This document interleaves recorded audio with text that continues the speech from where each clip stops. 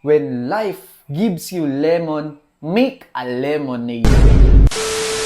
Welcome back, Young Bloods. Ang pag-uusapan natin ngayon ay maling ekspektasyon kapag nagsimula ka ng negosyo. Kaya tapusin mo tong video na to para may makuha ka na namang tips at i-apply mo sa gagawin mong negosyo. Ako nga pala si Jamie Libarat, isa po akong entrepreneur at meron na akong 4 na clothing branch dito sa Nueva Vizcaya.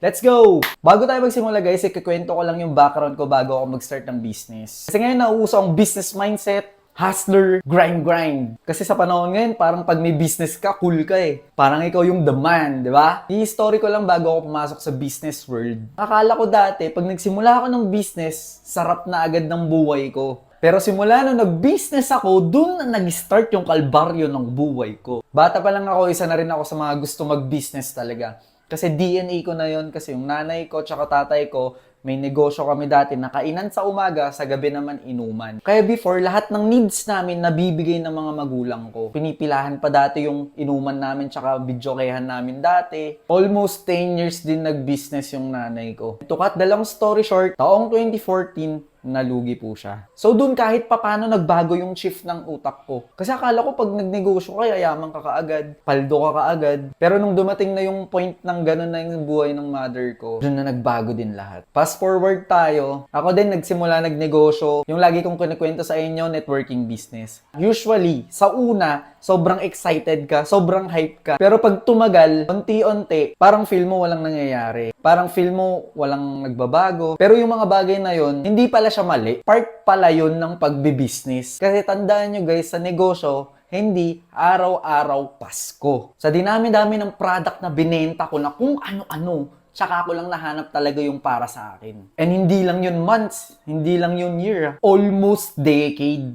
para mahanap ko yung para sa akin talagang negosyo. Kaya kung iniisip mo na parang madali lang lahat, nako, baka mabigla ka. Isa sa maling ekspektasyon pag nagsimula ka ng negosyo, instant success ka. Kala mo ba pag nagsimula ka ng negosyo, agad-agad ka nang yayaman? Sabi nga nila, Rome wasn't built in a day. Ganon din sa negosyo. Kailangan mo ng tiyaga, sipag, dugo, pawis. So, wag mong i-expect na overnight success agad. Okay, next. Ang susunod sa ating listahan, ang akala natin, ang unang susuporta sa atin yung mga mahal natin sa buhay. Minsan, sila pa ang hindi. Minsan, kung sino pa yung hindi mo kakilala, sila pa yung susupport sa'yo. Kaya tanggapin mo na pag nagsimula ka ng negosyo, hindi susuporta yung mga malapit sa'yo. Hindi ko sinasabing lahat, pero kadalasan ganun ang nangyayari. Para at least, hindi ka masaktan. Okay, next. Akala natin pa-relax-relax lang dito, chill-chill, boss type.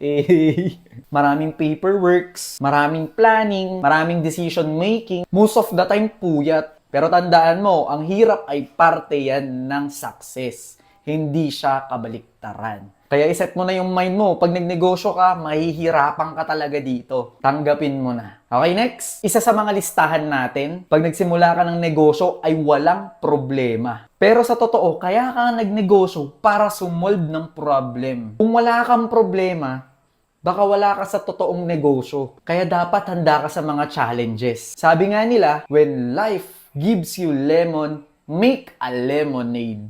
Right? Okay, next. Isa sa mga listahan ng ekspektasyon natin pag nagsimula tayo ng negosyo, laging may kita agad. Yung ine-expect mong laging may kita.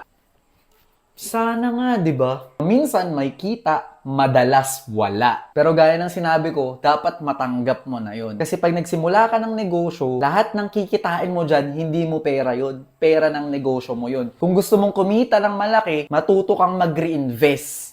Huwag ka munang gumalaw ng para sa luho mo. Usually, dun nagfi-fail yung ibang mga negosyante. Pag kumita ng malaki, kukunin lahat yon. Wala nang babalik sa business. At the end of the day, walang pang OPEX, operational expenses, nalulugi yung negosyo. Hindi nag-i-innovate, nagsasara. Gets mo? So, pag ikaw nagsimula ka ng negosyo, hindi agad may kita ka dito. Kasi yung peperahin mo dito, hindi mo pera yon. Pera ng negosyo mo yon. Pambayad sa employee, renta, at kung ano-ano pang bayarin. Okay, next. Isa sa mga listahan na ine-expect mo pag nagnegosyo ka, hawak mo yung oras mo. Dati ganun din ako eh. Iniisip ko pag nag-business ako, hawak ko yung oras ko. Pero nung sinimulan ko na, hindi pala ganun. Kasi imagine mo kung mag-work ka as employee, 8 hours lang. Kung may OT ka, 1 to 2 hours, 10 hours. Pero pag ikaw nag-business ka, 24 hours. Oras-oras, minu-minuto, paggising mo bago ka matulog, Yung sarili mo, yung utak mo, nasa negosyo mo. Pero huwag ka mag-alala, sa umpisa ganun talaga. Kailangan mo i-survive yun. Pag tinuloy-tuloy mo to at lumaki yung business mo, mahanap mo na rin ang work balance mo. Kaya ako lang naman ginawa tong video na to guys, para wag kayong mag-expect na madali lang ang lahat pag nag-start ka ng negosyo kasi masasaktan ka. Pero naniniwala ako kung meron kang sipag, tiyaga at dedikasyon sa ginagawa mo, lahat ng paghihirap mo, bayad yan sa dulo. Basta masipag ka at willing ka palaging matuto. Wala nang imposible dun. Guys, ang kalaban lang naman natin dito is yung mag-overthink ka. Kasi pag nag-overthink ka, hindi mo na masisimulan yung mga bagay na gusto mo. Yung idea mo sa isip mo, hindi mo masimulan yan pag nag-overthink ka. Kaya pag naisip mo agad yan, execute mo na agad, simulan mo na agad. Pag nag-fail ka, okay lang yon. Tawag doon experience, lesson mo yon. Para sa next na business na tatahakin mo, yun na yung para sa'yo. Alright? Kaya samahan nyo ako guys. Kayatin natin yung mga kabataan ngayon na kaysa kung ano-anong gawin dyan sa labas, mag-self-improvement na lang, gumawa ng business, upang matulungan natin agad ang ating mga magulang at buong angkan. Kaya young blood, sa mga magsisimula ng negosyo dyan, huwag kayong mag-expect agad ng positive lahat. Eka nga work for the best, expect for the worst. Para sa dulo, hindi ka luwaan. Kasi magagets mo na ganun pala talaga. Tandaan mo guys, hindi to para sa lahat. Patibayan to ng PC, pagalingan sumold ng problema, pagalingang maghantay na maging okay lahat ng situation. Nung nagsisimula lang din ako sa negosyo guys, wala din akong experience, wala din akong idea kung paano simulan. Pero tandaan mo, through the process, through the journey, matututunan mo lahat yan. Kaya ano pang inaantay mo? Gawin mo na agad. Mag-picture ka na ng product dyan sa bahay nyo, tapos i-post mo sa Facebook. Let's go! So yun guys, alam ko natapos nyo na naman tong video to, and alam ko may natutunan na naman kayo na wag mag-expect ng masyado. Kahit sa pag-ibig guys, masaktan ka pag nag-expect ka ng masyado. Tama? Alam ko nakatulong sa'yo to. I-like mo na, comment ka kung anong next vlog natin. Share mo na din sa mga kaibigan mo, sa friends, tsaka anak mo. Once again guys, Jimmy Libara na nagsasabi na hindi ka mananalo kung hindi ka tataya. Hindi ka mananalo kung hindi ka susugal.